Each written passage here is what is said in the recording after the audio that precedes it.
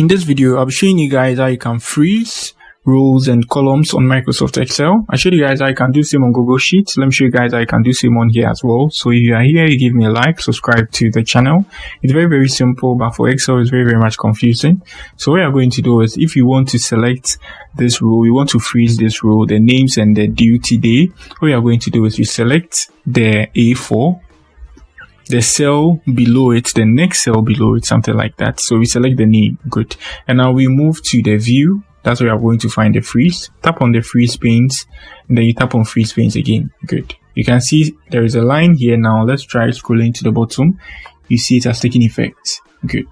If you use this method, freeze top row, is going to freeze this section, which is the one. That's why I moved the table down a bit so you guys can get it, because I know people are going to do that.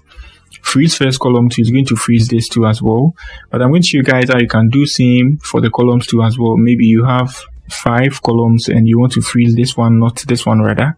So let me show you guys how to do that. So good, we are done. So to unfreeze, we just tap on the freeze again and you see unfreeze and we are good to go. Nothing is frozen again. Good. Now let's try work on the columns.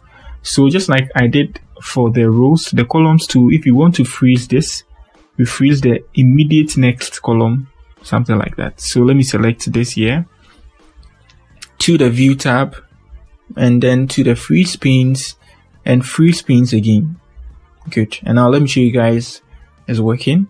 So I come to this side and I tap on tab. Good. So that I can move to the other side of the sheet, and you see the more I move, this is still stagnant. Yeah. So that's it on how you freeze rows and columns on Excel. If you are new here, just give me a like, subscribe to the channel. Have any question, let me know in the comment section.